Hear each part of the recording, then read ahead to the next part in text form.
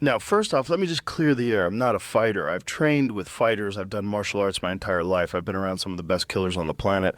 I've rolled with Eddie Bravo. I've done kickboxing, taekwondo, BJJ, you name it. But dude, come on, it's Conor McGregor. That's like saying, hey, you like basketball? Cool. Want to play a one-on-one game against Michael Jordan in his prime? That's the kind of insanity we're talking about here. But here's the thing about Conor. He thrives on insanity. He thrives on making headlines. He thrives on doing the unexpected. You think you've got him figured out. You think you know his next move, and then boom. He's throwing a dolly through a bus window. He's knocking out Jose Aldo in 13 seconds. He's making a boxing match with Floyd Mayweather happen out of thin air. So when Conor McGregor comes out and says, I want Joe Rogan, you almost got to laugh. But then you also got to go, wait a minute, is he serious? Is this real? Is this actually happening? And listen, I'll be honest with you guys. I've always had this weird relationship with Conor. Not like a personal beef, but just as a guy who's been calling his fights, analyzing his game, being on commentary while this man is changing the face of MMA. There's always this tension because on one hand, you've got to respect what he's accomplished. He's one of the most iconic figures in the sport, maybe the most iconic. On the other hand, he's also one of the most controversial, polarizing, and unpredictable guys ever to step inside that octagon. And sometimes when you're on the mic saying things about him, whether it's praise or criticism, he hears it. And when Conor hears it, oh boy, you're in for a ride. So now he's challenging me. I don't know, man. Maybe he's just having fun. Maybe it's tongue-in-cheek. Maybe it's whiskey-fueled bravado after a few glasses of proper number 12. Or maybe, just maybe, he actually wants to throw down, even if it's just for show. And if you know Conor, you know he's a master of spectacle. He doesn't just fight opponents, he fights moments. He creates narratives. He understands that the fight game is as much about entertainment and storylines as it is about actual combat. So let's break this down because I've been thinking about it. If Conor McGregor is actually challenging me, Joe Rogan, what does that even look like? First of all, logistics. Do we do it in the octagon? Do we do it in some kind of charity exhibition? Do we do it in a podcast studio where the only weapons are microphones and elk meat? Because trust me, if it's about who can grill elk steak the best or who can talk the longest about DMT and aliens, I'll take that fight any day. But if it's fists flying and kicks landing, man, Conor is a beast.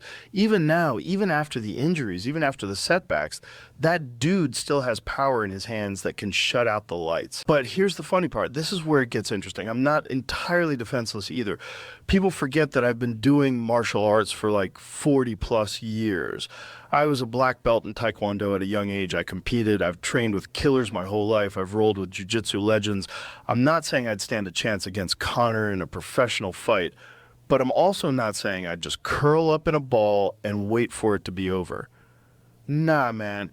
If Conor really wanted to go, I'd give him something. Maybe not enough to win, but enough to surprise him. And you know what? That's the fun of this whole scenario. It's not about me trying to beat Conor McGregor. That's ridiculous. It's about the spectacle. It's about the idea of this larger-than-life guy, the same guy who once stood on top of the MMA world with 2 belts draped over his shoulders, looking over at me and going, you, I want you. And then me sitting there going, wait, what? Me, bro? I'm just a comedian with a podcast and some jiu-jitsu training. That's hilarious. That's entertainment. That's something people would actually tune in for. Now, let me step back and really talk about Conor, because if we're going to go into this, we have to understand the man behind the madness. Conor McGregor is not just a fighter. He's a phenomenon. When he came onto the UFC scene, he brought something we hadn't seen before. That combination of skill, precision, confidence, and absolute charisma, it was unmatched. The way he predicted fights, the way he called his shots, the way he knocked dudes out exactly how he said he would. It was like watching Muhammad Ali reincarnated in the MMA world. But like all meteoric rises, there's always turbulence. And Conor's had his share legal issues, injuries, defeats, moments where people thought the mystique was gone. But here's the kicker. Conor always finds a way back into the conversation. Even if he's not winning fights, even if he's not active, he's still relevant. People still want to talk about him. People still want to know what he's doing because he has that rare quality, star power. So when he challenges Joe Rogan, it's not just about a fight. It's about keeping that star burning, keeping the world talking, keeping his name in the headlines. And I get it, man. I really do. Because that's how this game works. Fighters fight with their fists, but they also fight with their voices, with their personas, with their ability to draw eyes and ears. Conor knows that better than anyone. And here's where it gets really fascinating, because as crazy as this idea sounds, I'm also kind of flattered. Think about it. Conor McGregor could challenge anyone. He could call out another fighter. He could set up a boxing match. He could troll some celebrity. But instead, he says, I want Rogan. That's wild. That means I matter in his world, at least enough for him to think it's worth saying. And maybe in his own weird way, it's a sign of respect. Like, I hear you, Rogan. I hear what you say on the mic, and now I want to test you. Now, would I accept this challenge? That's the million-dollar question, right? Because here's the deal. I'm 56 years old. I'm not a spring chicken. I'm not trying to go out there and take a left hand from Conor McGregor. That could end my life. But at the same time, I'm also a guy who doesn't back down from adventure. I like challenges. I like testing myself. So part of me is like, hell yeah, let's do it. And another part of me is like, hell no, I like breathing and remembering my kids' names. But this is what makes the idea so compelling. It's absurd. It's funny. It's dangerous. It's unpredictable. Everything that makes for a great story. And that's what fighting has always been about. Stories. Two people step into a cage or a ring, and it's not just about punches and kicks, it's about the narratives that brought them there. And man, the narrative of Conor McGregor challenging Joe Rogan, that's a story nobody saw coming. And Conor McGregor is the king of chaos. See, Conor doesn't just punch people. Conor changes atmospheres. When he walks into an arena, you feel it in your bones. The energy shifts, the crowd roars differently.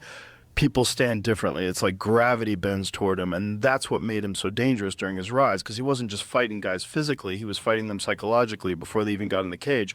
Jose Aldo lost to Conor McGregor before the fight even started. That's not a disrespect to Aldo's legacy, because Aldo is an all-time great.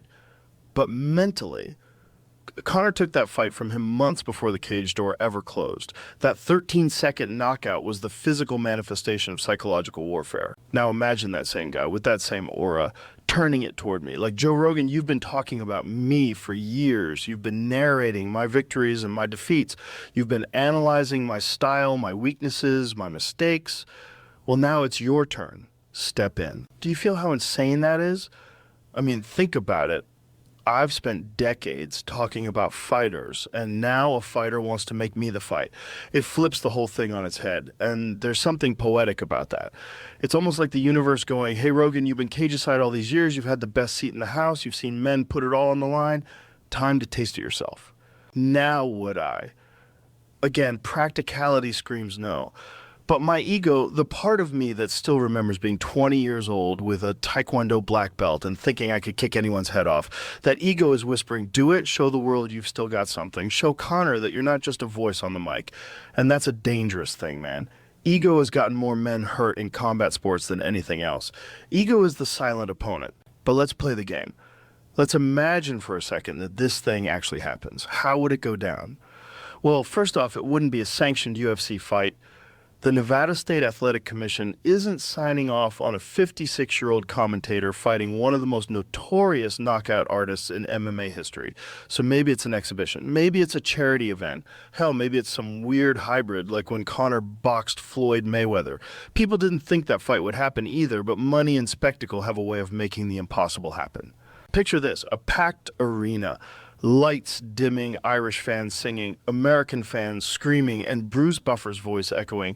This is the main event of the evening. In the red corner, fighting out of Dublin, Ireland, the former two-division UFC champion, the notorious Conor McGregor.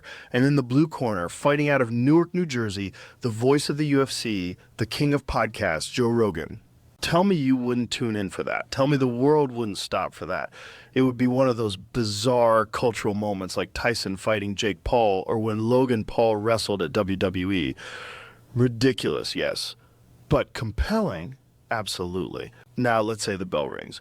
Well, Conor's obviously the favorite. He's younger, faster, more skilled, more experienced. He's been under the brightest lights. He's been in wars with killers. He's been cracked by Dustin Poirier. He's gone rounds with Nate Diaz. He's boxed Floyd Mayweather.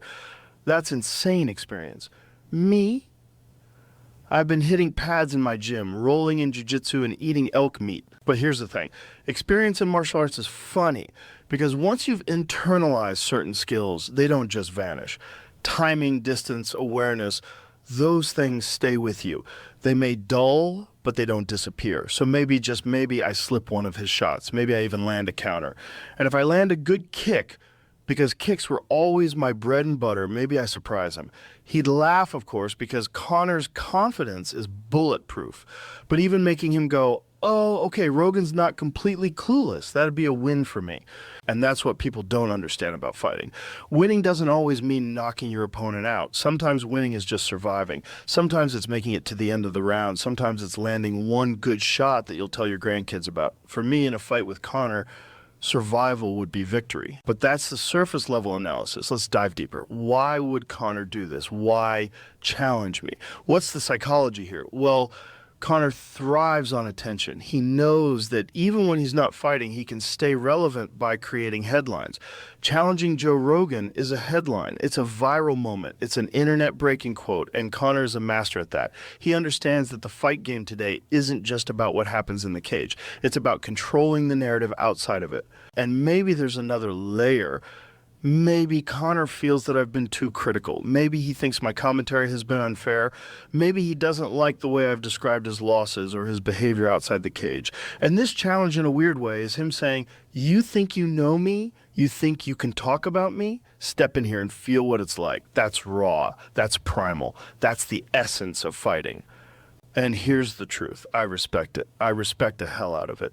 Because in a world where most people hide behind screens and keyboards, Conor is the guy who says it to your face. He's the guy who'll call you out, who'll test you, who'll demand you put your money where your mouth is. That's terrifying, but it's also admirable. Now, would I accept? I don't know. But I'll tell you this. If it somehow did happen, I'd train like a madman. I'd go all in.